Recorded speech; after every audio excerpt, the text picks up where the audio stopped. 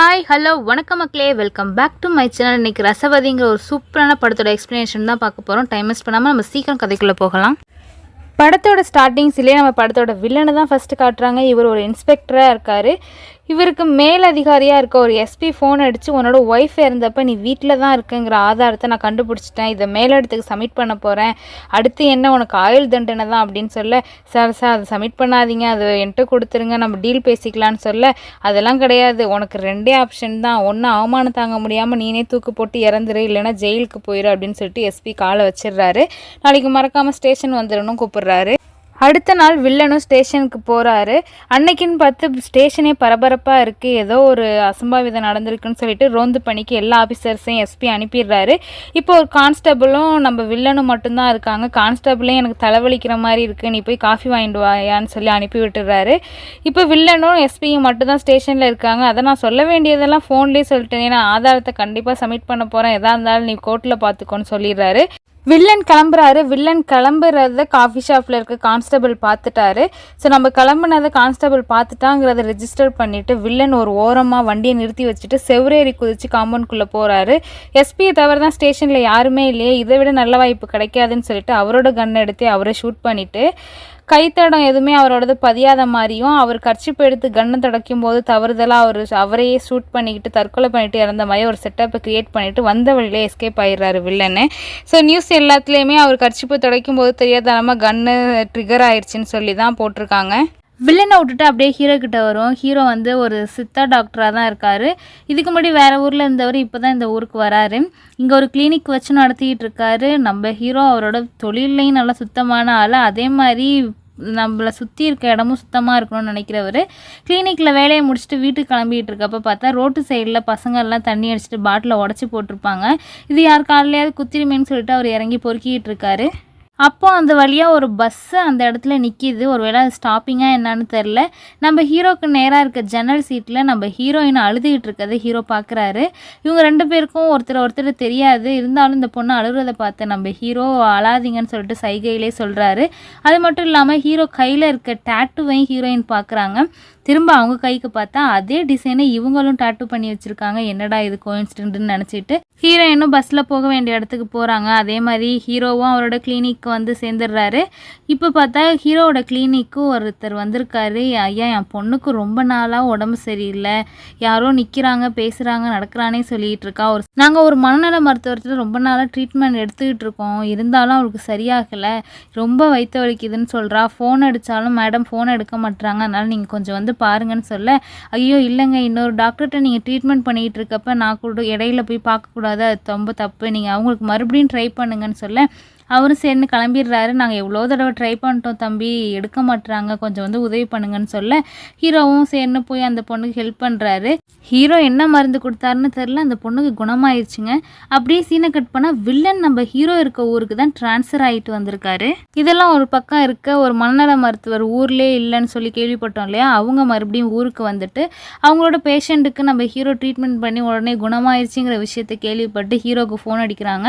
என்னோட கிளினிக்கு கொஞ்சம் வாங்கன்னு சொல்லி கூப்பிட்டு பேசுகிறாங்க. எப்படி என் பர்மிஷன் இல்லாமல் என் பேஷண்ட்டுக்கு நீங்கள் ட்ரீட்மெண்ட் பண்ணலாம், அதுவும் குணமாயிருச்சுன்னெலாம் வேறு சொல்கிறாங்க, இது தப்பு இல்லையான்னு கேட்க, நீங்கள் கொடுத்தது தப்பான ட்ரீட்மெண்ட் கொடுத்துக்கிட்டு இருந்தீங்க, நான் அதை சரியாக கண்டுபிடிச்சி மருந்து கொடுத்தேன் அப்படின்னு சொல்லி அவங்க பேசிக்கிட்டு இருக்க, அப்படியே ரெண்டு பேரும் பேசிக்கிறாங்க. இனிமேல் என் பேஷண்ட்டுக்கெலாம் நீங்கள் ட்ரீட்மெண்ட் பார்க்காதீங்கன்னு சொல்லி அந்த மனநல மருத்துவர்னு சொல்ல சரிங்கன்ட்டு கிளம்பி வந்துடுறாரு.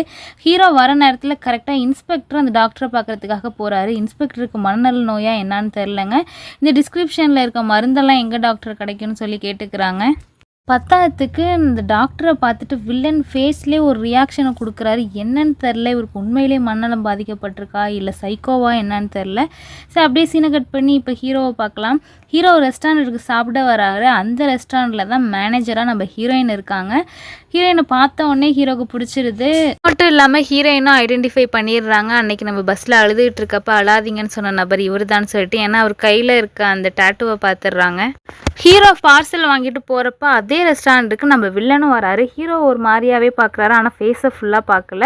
ரெஸ்டாரண்ட்டில் வந்து உட்காந்துருக்க வில்லனுக்கு மண்டையில் எதோ ஓடுது. சின்ன வயசில் அவங்க அம்மா அப்பா ரெண்டு பேரும் சண்டை போட்டுக்கிட்டதெல்லாம் ஓடுது. இவர் ஏன் ஒரு மாதிரி சைக்கோத்தனமாக நடந்துக்கிட்டாருங்கிறதுக்கு இப்போ தாங்க நமக்கு ரீசன் தெரியுது. சின்ன வயசுலேருந்தே சரி, நம்ம வில்லனோட அம்மாவும் அப்பாவும் பொழுதுனிக்கும் வீட்டில் சண்டை போட்டுகிட்டே தான் இருப்பாங்க. அதனால் கூட இவர் கொஞ்சம் பாதிக்கப்பட்டிருக்கலாம்னு நினைக்கிறேன். அது மட்டும் இல்லாமல் ஹோட்டலுக்கு வந்தவர் இருக்கிறத ஆர்டர் பண்ணி சாப்பிடாம மெனு கார்டில் இல்லாததான் எனக்கு வேணும்னு சொல்லி கேட்குறாரு. இதெல்லாம் ஒரு பக்கம் இருக்க, நம்ம ஹீரோவும் ஹீரோயினும் நாளுக்கு நாள் டெய்லியும் சந்திச்சுக்கிட்டு அவங்களோட நட்பு காதல் வளர்ந்துக்கிட்டே போகுது. இப்போ ஹீரோயின் ஹீரோட வீட்டுக்கெல்லாம் வர ஆரம்பிச்சிட்டாங்க. ஹீரோயினுக்கு ஒரு ப்ராப்ளம் இருக்குங்க. அவங்க ட்ரக்குக்கு அடிக்ட் ஆகிட்டாங்க. இதுக்கு காரணமே அவங்களோட ஃப்ரெண்ட்ஸ் தான் ஒரு நாள் பப்புக்கு போகலான்னு சொல்லி அழைச்சிட்டு போய் அதை பழக்கப்படுத்தி விட்டாங்க. அதுலேருந்து என்னால் அவ்வளோ சீக்கிரம் வெளில வர முடியலன்னு சொல்லிட்டு ஹீரோயின் அழுதுகிட்டு இருக்கேன். நீ ஒன்றும் கவலைப்படாத, நான் உனக்கு கஷாயம் வச்சு தரேன், அதை டெய்லியும் குடித்தா நீ அதுலேருந்து வெளில வந்துடலாம் அந்த பழக்கத்துலேருந்துன்னு சொல்லிட்டு ஹீரோ சப்போர்ட்டிவாக இருக்கார். அதுக்கப்புறம் என்ன, 2 பேருமே ப்ரப்போஸ் பண்ணிக்கிறாங்க. நாளுக்கு நாள் பேசிக்கிறது என்ன, வெளில சுற்றுறது என்னன்னு ஜாலியாக இருக்காங்க. ஒரு நாள் ஹீரோவும் ஹீரோயினும் கொடைக்கானல் சைடில் தாங்க கதை நடந்துகிட்டு இருக்கு. அந்த சைடாக நடந்து போயிட்டுருக்கப்ப ஹீரோவும் ஹீரோயின் நடந்து போயிட்டுருக்கப்ப ஒரு 10-15 பசங்க கும்பலாக உட்காந்து பீர் குடிச்சிட்டு அந்த பாட்டிலெல்லாம் உடச்சி இது பிரச்சனை பண்ணிகிட்டு இருக்காங்க. இதை பார்த்த ஹீரோ சும்மா இருப்பாரு, ஏன் பொதுமக்கள் வர இடத்துல பாட்டிலை உடச்சி போடுறீங்கன்னு சொல்லிட்டு அங்கே இருக்க பசங்கள்லாம் அடிக்க ஊர் மக்கள் எல்லாரும் ஸ்டேஷன் இன்ஃபார்ம் பண்ணிடுறாங்க போலீஸ் ஸ்டேஷனுக்கு. உடனே போலீஸ் ஆஃபீஸர்ஸ்லாம் வராங்க. அதில் இன்ஸ்பெக்டரான நம்ம வில்லனும் வராரு. இப்போ தாங்க ஹீரோவோட முகத்தை நேரில் பார்க்குறாரு. பார்த்த உடனே அவருக்கு பயங்கர ட்விஸ்ட்டு, ஒரு மாதிரி ரியாக்ஷன் கொடுக்குறாரு. ஒருவேளை வில்லன் ஏற்கனவே ஹீரோவை பார்த்துருப்பாரு போல். ஆனால் ஹீரோக்கு வில்லனை தெரியல, அவர் தெரியாத மாதிரி தான் பேசுகிறாரு. அங்கே பிரச்சனை பண்ண பசங்களையும் ஸ்டேஷனுக்கு அழைச்சிட்டு போயிடுறாங்க. ஹீரோவையும் விடக்கூடாது, ஏதாவது கேஸை போட்டு உள்ளே வச்சிடலான்னு தான் வில்லன் ட்ரை பண்ணுறாரு. ஆனால் அவர் மேலே தான் எந்த குத்தமும் இல்லையே, அனுப்பி விட்டுடுறாங்க. அங்கே இருக்க பசங்களை விசாரிக்கும் போது தாங்க தெரியுது, அந்த சைக்காலஜிஸ்ட் இருக்காங்க இல்லையா, மனநல மருத்துவர், அந்த டாக்டர் இந்த பசங்கள்கிட்ட காசு கொடுத்து அவங்களோட ஹஸ்பண்டே கொலை பண்ண சொல்லியிருக்காங்க. அது அவங்கள அடித்து விசாரிக்கும் போது தெரிய வந்துடுது. உடனே அந்த மனநல மருத்துவருக்கு இன்ஸ்பெக்டர் ஃபோன் அடிக்கிறாரு. உன்னையும் நான் இந்த கேஸ்லேருந்து தப்பிக்க வைக்கணும்னா நான் சொல்கிறதெல்லாம் நீ பண்ணணும்னு சொல்ல, டாக்டர் நான் என்ன சார் பண்ணணும்னு கேட்க, நீ என் கூடயே வந்திருக்கணும் அப்படின்னு சொல்லி அழைச்சிட்டு போய் வீட்டு வேலையை பார்க்க வச்சுக்கிட்டு இருக்காரு. இன்னொரு பக்கம் ஹீரோவும் ஹீரோயினும் லவ் பண்ணுறது நம்ம இன்ஸ்பெக்டருக்கு, அதாவது வில்லனுக்கு வயிறு எரியுது. ஏன்டா இப்படி ஹீரோ பழிவாங்க ஒரு துடிக்கிறாரு, இதுக்கு பின்னாடி என்ன கதை இருக்குன்னு தெரியல. ஒரு ப்ராஸ்டியூட்டை ஹீரோவோட வீட்டுக்கு அனுப்பி இந்த காதலை கெடுக்க பார்க்குறாரு. ஆனால் அதுக்கெல்லாம் மடங்குற மாதிரி தெரியல. ஹீரோயின் யாருமா அவனை அனுப்புனதுன்னு கேட்குறாங்க. இந்த மாதிரி இன்ஸ்பெக்டர் தான் அனுப்புனாருன்னு சொல்லிட்டு அந்த பொண்ணும் போயிடுது. ஹீரோக்கும் ஹீரோயினுக்கும் சுத்தராக ஒன்றுமே புரியல. இவர் ஏன் இந்த மாதிரி வேலைலாம் பார்த்துக்கிட்டு இருக்காரு, நம்ம காதலை கெடுக்கிறதுல அவருக்கு என்ன சந்தோஷம்னு நினச்சிக்கிட்டு இருக்காங்க. அப்படியே சீனை கட் பண்ணால் வில்லனை காட்டுறாங்க. வில்லன் அவரோட சின்ன வயசில் நடந்த நினைவுகள்லாம் அடிக்கடி நினச்சி பார்த்துக்கிட்டே இருப்பார். இப்போ தான் இன்னொரு இன்சிடென்ட் நடக்கிறாரு. அவங்க அம்மாவும் அப்பாவும் பொழுதுனிக்கும் சண்டை போட்டுகிட்டே தானே இருப்பாங்க. ஒரு நாள் சண்டையில் அவங்க அப்பா நீ செத்து தொலைன்னு சொல்லிடுறாரு. உடனே கோவத்தில் அவங்க அம்மாவும் போய் மண்ணெண்ணெயை எடுத்து அவங்க மேலே கொளுத்திக்கிட்டு எரியிறாங்க. அதை காப்பாற்ற போகிறேன்னு சொல்லிட்டு வில்லனோட அப்பா போய் அவங்கள காப்பாற்ற முயற்சி பண்ணுற இடத்துல அவருக்கும் தீ பற்றிக்கிட்டு 2 பேரும் சின்ன வயசு வில்லன் கண்ணு முன்னாடியே எரிஞ்சு இறந்து போகிறாங்க. சின்ன வயசுலேருந்து அம்மா அப்பாவோட சண்டை சாவுன்னு சொல்லிட்டு எல்லாத்தையும் பார்த்தனால இப்படி சைக்கோ மாதிரி பிஹேவ் பண்ணுறாரான்னு தெரியலை. அப்படியே சீனை கட் பண்ணால் மறுபடியும் ஹீரோ கிட்ட வருவோம். நம்ம ஹீரோயின் ஹீரோ கிட்ட நீ என்கிட்ட ஒரு உண்மையை மறைச்சிட்டியல்லன்னு கேட்க, அப்போ தாங்க ஹீரோ ஒரு ஃப்ளாஷ்பேக்கு சொல்கிறாரு. சரி ஹீரோயினுக்கு யாரா இதெல்லாம் சொல்லி போய் ஹீரோ கிட்ட கேட்க சொன்னான்னு பார்த்தா நம்ம வில்லன் தான் ஹீரோயினுக்கு ஃபோன் அடித்து அவன்கிட்ட ஒரு உண்மையை சொல்லாமல் மறைச்சிட்டான். 8 வருஷமாக தானே அவன் இந்த ஊரில் இருந்தான், இதுக்கு முன்னாடி எங்கே இருந்தான்னு நீ அவன்கிட்ட கேட்டுப்பாருன்னு சொல்ல, உடனே ஹீரோயினும் ஹீரோ கிட்ட கேட்குறாங்க. ஹீரோ அப்போ தான் இன்னொரு உண்மையை சொல்கிறாரு. அவர் இதுக்கு முன்னாடி ஜெயிலில் தான் இருந்தாராம். ஏன் ஜெயிலுக்கு போனேன் என்னன்னு சொல்லிட்டு டீட்டெயிலாக ஹீரோயின் கேட்க, ஹீரோ இப்போ ஒரு ஃப்ளாஷ்பேக்கு சொல்கிறாரு. ஹீரோக்கு சின்ன வயசுலேயே அவங்க அம்மா அப்பா இறந்து போயிருப்பாங்க. அவரோட மாமா வீட்டில் தான் தங்கி படிச்சுக்கிட்டு இருப்பார். அவங்க மாமா தான் அந்த சித்த மருத்துவ பற்றியெல்லாம் சொல்லி கொடுத்துருப்பாங்க. மேலே இன்னும் படிக்கணுமேனு சொல்லிட்டு பிஹெச்டி படிக்கிறதுக்காக ஒரு கைடு வீட்டுக்கு போயிருக்காரு. அந்த கைடோட பொண்ணை இவர் லவ் பண்ணியிருந்திருக்காரு. அதே ஊரில் இவருக்கு ஒரு ஃப்ரெண்டும் கிடச்சிருப்பாங்க. அந்த ஃப்ரெண்டு வீட்டில் தான் இவர் தங்கி சாப்பிட்டு படிச்சுக்கிட்டு இருந்திருப்பார். இவரோட ஃப்ரெண்டு ரொம்ப நல்ல மனுஷங்க, ஊருக்காக நல்லது நடக்கணும் அப்படி இப்படின்னு சொல்லிட்டு போராடுறவர். இந்த ஊரில் ஒரு மலை இருக்கும், அந்த மலையை பேத்து எடுத்துக்கிட்டு இருக்காரு ஒரு அரசியல்வாதி. இதை சும்மா விடக்கூடாது, இந்த மலை இந்த ஊருக்கு ரொம்ப முக்கியமானதுன்னு சொல்லிட்டு அந்த அரசியல்வாதியை எதிர்த்து போராடிட்டு இருக்காரு ஃப்ரெண்டோ. இதை அரசியல்வாதியை பகச்சிக்கிட்ட யார் சும்மா விடுவா, ஆள் வச்சு நம்ம ஹீரோட ஃப்ரெண்டையே போட்டு தள்ள வச்சிடுறாங்க. அந்த நேரத்தில் நம்ம ஹீரோவும் கூட தான் இருந்திருப்பார். ஃப்ரெண்டை அப்படி வெட்டி கொண்டு அவனை சும்மா விடக்கூடாதுன்னு சொல்லிட்டு 2 அடி தாங்க அடிப்பார். அதுலேயே அவன் இறந்து போயிடுவான். கரெக்டாக அந்த நேரத்தில் போலீஸும் வர இந்த பையனை கொண்ட குத்தத்துக்காக ஹீரோவை ஜெயிலில் பிடிச்சி போட்டுடுறாங்க. ஹீரோ ஒரு பிஹெச்டி படிச்சுக்கிட்டு இருந்தார். அந்த கைடோட பொண்ணை தான் லவ் பண்ணாருன்னு சொன்னேன் இல்லையா, அந்த பொண்ணு ஜெயிலில் பார்க்குறா. அவனை பெயில் எடுக்கிறதுக்கெலாம் என்னென்னமோ முயற்சி பண்ணுறா. இப்படி நாட்கள் போயிட்டே இருக்குது. அந்த பொண்ணு பார்க்குறதே நின்று போச்சு. அதுக்கு பதிலாக ஒரு ஃப்ரெண்டு தான் வராரு. எங்கே அவளை இன்னும் காணுமேன்னு சொல்லிட்டு ஹீரோ கேட்க, அந்த பொண்ணுக்கு அவங்க அம்மா மிரட்டி கட்டாயம் கல்யாணம் பண்ணி வச்சுட்டாப்பா, ஆனால் அவளுக்கு இந்த கல்யாணத்தில் விருப்பமே இல்லை, உன்னையே தான் நினச்சிக்கிட்டு இருந்தா, இதுக்கப்புறம் என்ன நடந்துச்சுன்னு தெரியலை அப்படின்னு சொல்ல ஹீரோவுக்கு வாழ்க்கையே வெறுத்து போயிடுது. அதுக்கப்புறமா ஜெயிலேருந்து வெளில வந்தவர் தான் இந்த ஊரில் வந்து கிளினிக் வச்சு நடத்திக்கிட்டு இருப்பார். இதெல்லாம் கேட்ட ஹீரோயின் ரொம்பவே ஃபீல் பண்ணி அழுகுறாங்க. சரி, அவன் உன்னை லவ் பண்ணால அந்த காதலி அவள் இப்போ எப்படி இருக்கான்னு தெரியுமான்னு கேட்க, அது எனக்கு தெரியாது, அவளுக்கு இன்னொருத்தனோட கல்யாணம் ஆயிடுச்சுன்னு மட்டும்தான் எனக்கு தெரியுதுன்னு சொல்ல, உடனே ஹீரோயினும் நம்ம 2 பேரையும் ஏன் பிரிக்க அந்த இன்ஸ்பெக்டர் இவ்வளோ பிளான் போடுறாருன்னு எனக்கு தெரியலைன்னு சொல்ல, சரி நானே அவர் வீட்டில் போய் பேசுகிறேன்னு சொல்லிட்டு ஹீரோ இன்ஸ்பெக்டரோட வீட்டுக்கு வந்தா அங்கே தாங்க ஒரு பெரிய ட்விஸ்ட்டு. ஹீரோ ஒரு பொண்ணை காதலிச்சார் இல்லையா, அந்த பொண்ணோட இன்ஸ்பெக்டருக்கு தான் கல்யாணம் ஆகிருக்கு. அந்த மேரேஜ் ஃபோட்டோவை இப்போ தான் அவர் வீட்டுக்கு வெளிலேருந்து பார்க்குறாரு. இப்போ மீதி ஃப்ளாஷ்பேக்கை இன்ஸ்பெக்டர் சொல்ல ஆரம்பிக்கிறாரு. ஆக்சுவலி நம்ம ஹீரோ காதலிச்ச பொண்ணை வந்து இன்ஸ்பெக்டருக்கு கல்யாணம் பண்ணி கொடுத்துருப்பாங்க. இவருக்கு இந்த கல்யாணத்தில் விருப்பமே இல்லை, இருந்தாலும் வேறு வழியே இல்லை இல்லையா, கட்டி வச்சிட்டனால அவங்க கூட தான் வாழ்ந்தாகணும்னு வாழ்ந்துகிட்டு இருக்காங்க. இவர் சரியாந்திர சந்தேக பேர் வழி போல், வீட்டிலே பயங்கர கொடுமை இவங்களுக்கு. வில்லன் ஒரு நாள் அவரோட ஒய்ஃபை வெளில போய் நீயே மளிகை ஜாமான் வாங்கிட்டு வான்னு அனுப்பி விட்டுட்டு அவங்களோட திங்ஸ் எல்லாம் போய் செக் பண்ணி பார்க்குறாரு. பார்த்தா ஹீரோவும் லவ் பண்ணும்போது, அதாவது காதலியும் ஹீரோவும் லவ் பண்ணும்போது எடுத்த ஃபோட்டோ ஒன்று இருக்கும். அதை பார்த்துட்டு ஒரு பயங்கர டென்ஷன் ஆகிடுறாரு.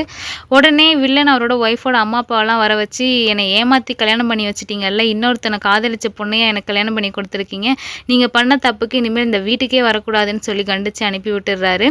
சரி, போகிறப்ப வில்லனோட ஒய்ஃபோட அம்மா அப்பா என்ன சொல்லிட்டு போனோம், என் கூட வந்துருமா அப்படின்னு ஏதாவது சொல்லுவாங்கன்னு பார்த்தா, இதுதாம்மா உனக்கு வாழ்க்கை, நீ இங்கே தான் இருக்கணும், என்ன நடந்தாலும் நம்ம வீட்டுக்கு மட்டும் வந்துடாத, இங்கேயே அட்ஜஸ்ட் பண்ணி இருந்துட்டு போனால் அந்த பொண்ணுக்கு அட்வைஸ் பண்ணிட்டு போகிறாங்க.